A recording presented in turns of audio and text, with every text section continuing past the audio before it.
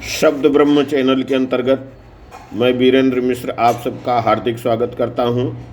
मित्रों, आज श्री गीता जी की महिमा का वर्णन करने का प्रयत्न करूंगा। ये वर्णन गुजराती भाषा से सीधे हिंदी भाषा में भाषांतर करने का नम्र प्रयत्न करता हूं। श्री गीता जी की महिमा वास्तव में तो श्रीमद् भगवद गीता का महात्म्य का वर्णन करने का किसी में भी सामर्थ्य नहीं है, कारण कि यह एक ऐसा बहुत ही रहस्यमय ग्रंथ है। इसमें सफल वेदों के सार का संग्रह कर लिया गया है। इसकी संस्कृत भाषा इतनी तो सुंदर और सरल है कि बहुत कम अभ्यास करने से भी मनुष्य इसे सरलता से समझ सकता है, परंतु इसका आशय इतना गंभीर है कि आजीवन निरंतर अभ्यास करते रहने पर भी इसका अंत नहीं आता है। प्रतिदिन नए नए भाव उत्पन्न होते रहते हैं। इसके लिए ये ग्रंथ हमेशा नवीनता से भरपूर ही रहता है और एकाग्रचित्त होकर श्रद्धा भक्ति के साथ विचारने से इसके पद पद में परम रहस्य छुपा हुआ प्रत्यक्ष रूप से दिखाई देता है। भगवान के गुण, प्रभाव और मर्म का वर्णन जैसा गीता शास्त्र में कहा गया है, ऐसा अन्य ग्रंथों में प्राप्त होना मुश्किल है, क्योंकि अधिकतर भाग के ग्रंथों में भी बहुत भाग कुछ न कुछ सांसारिक विषय से लिप्त रहता है। गीता भगवान का श्वास है, हृदय है और भगवान की वांगमय मूर्ति है, जिसके हृदय में, वाणी में, शरीर में तथा सभी इंद्रियों और उनकी क्रियाओं में गीता उतर गई हो। वह मनुष्य साक्षात गीता की मूर्ति ही है। इसके दर्शन, स्पर्श, भाषण तथा चिंतन करने से भी दूसरे मनुष्य परम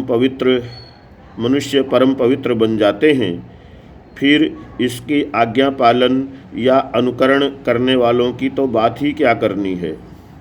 वास्तव में गीता जी के समान संसार में यज्ञ, दान, तप, तीर्थ, व्रत, संयम या उपवास आदि कुछ भी नहीं है।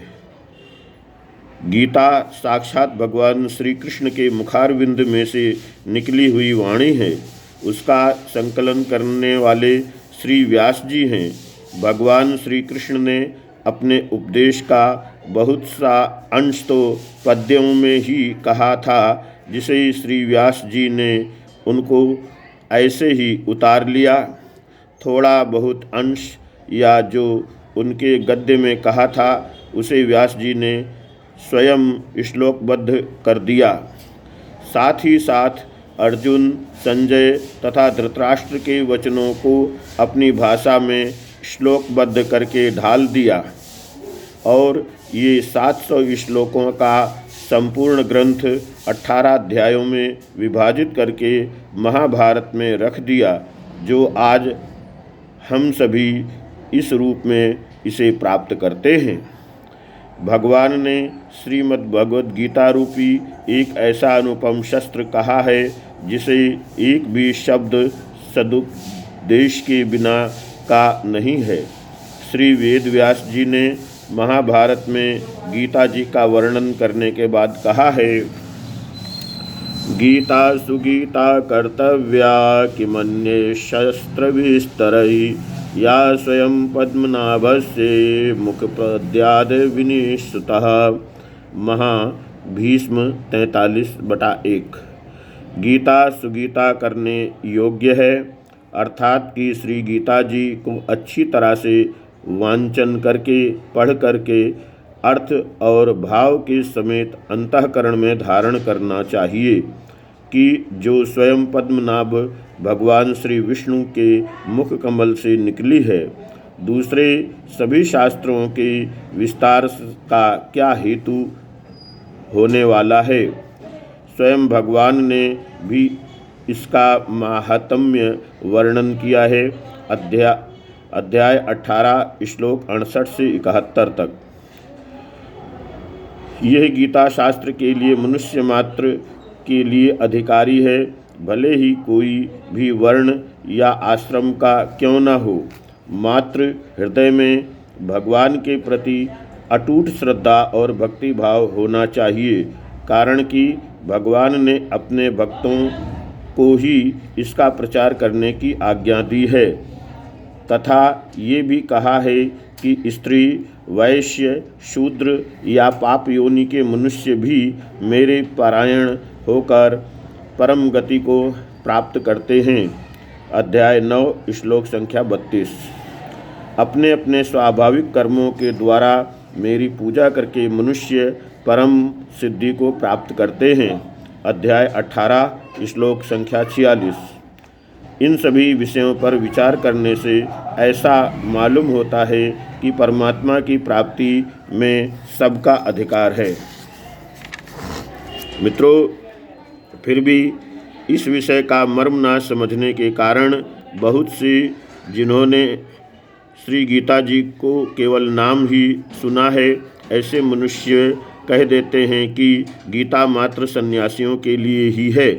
वे अपने संतानों को भी इस भय के कारण ही श्री गीता जी का अध्ययन नहीं कराते हैं, या गीता के ज्ञान से कहीं उनका बालक घर छोड़कर सन्यासी न बन जाए, परंतु उन्हें ऐसा विचार करना चाहिए कि मोह के कारण छात्र धर्म से विमुख होकर भिक्षा से अन्न का निर्वाह करने के लिए तैयार हुए अर्जुन, जो परम रहस्यमय गीता के उपदेश से आजीवन गृहस्थी में रहकर अपने कर्तव्य का पालन किया, ये गीता शास्त्र का ऐसा उल्टा परिणाम किस प्रकार से आ सकता है।